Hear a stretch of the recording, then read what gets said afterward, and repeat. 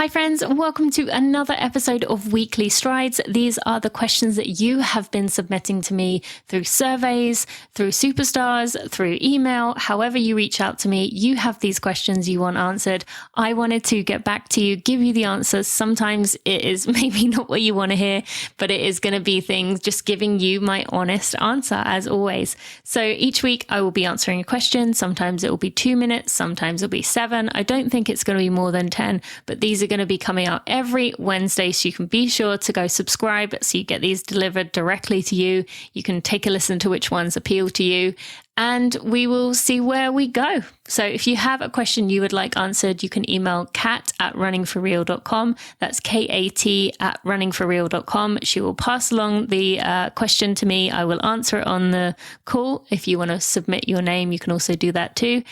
So let's get to the episode. Friends, it is the second week of Mile 20 mental training course availability. I am closing the doors at the end of the week. That means it will be locked. You'll be put on a wait list and unable to get the course until the spring. So this is the time you have to go to tinamuir.com/mental training to go check it out. Now, if you're wondering what I'm talking about, this is my 12-week course to help you get ready for your races. If you have a race sooner than 12 weeks, there's also a 9-week, 10-week, and 11-week version. So you can go get that when you sign up. You can select when your race is so that you will be able to make sure you are ready for your race day.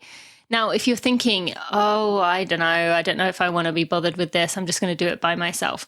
Here's the thing.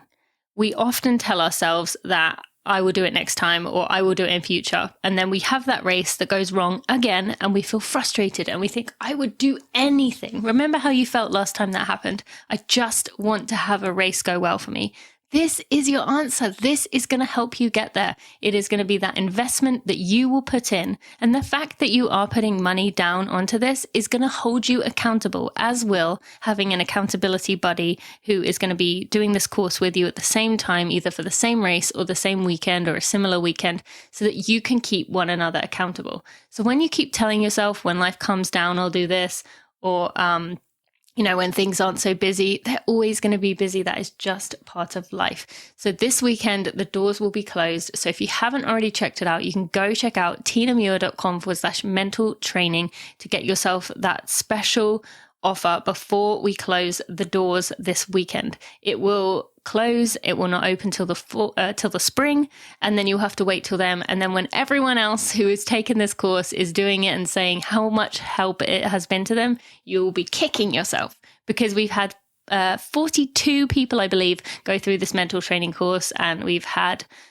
nothing but positive reviews, nothing but people loving it, enjoying it, appreciating it. So please, if you want to do yourself a favor, if you want that race and it means a lot to you and your mental side of things has been getting in the way, go to tinamuir.com/mental training. Go check it out now.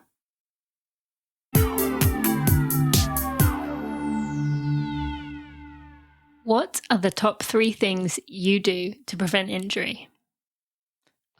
That's a tough question to answer. I wish it were that simple, but I'll do my best.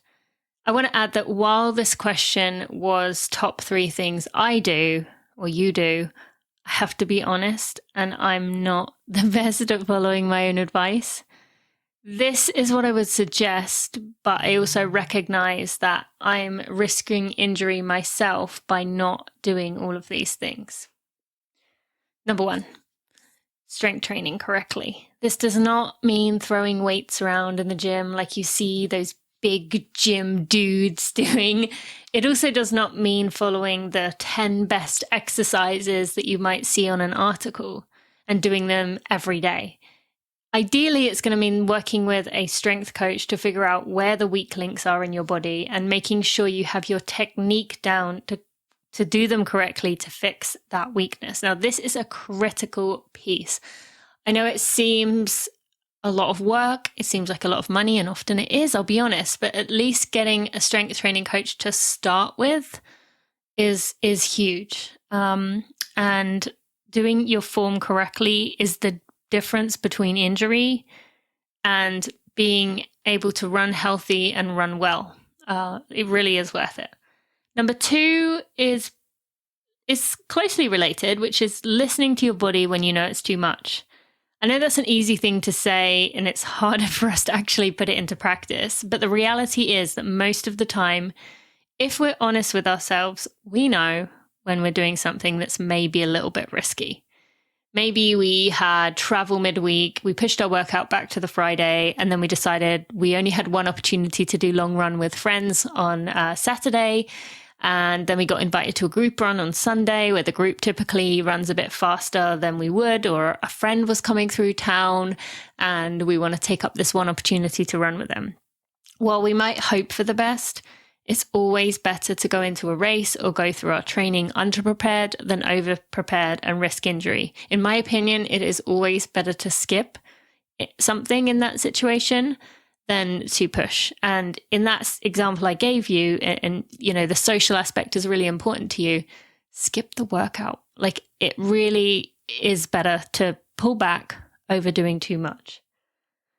Finally, I would say, and this is the one I'm not the best at following through, do a good warm-up before you run. Some static, that means no movement, and some dynamic, which is movement-based warm-up exercises, go a long way.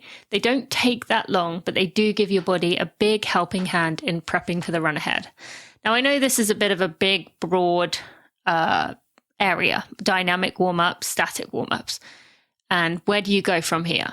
Well, I will have a few links in the show notes for places that I would recommend for now, but we are actually going to create some at Running for Real. So stay tuned, because those are going to be coming out. They may actually already be out by the time you listen to this. So be sure to go check out the show notes for this episode. Thanks for listening.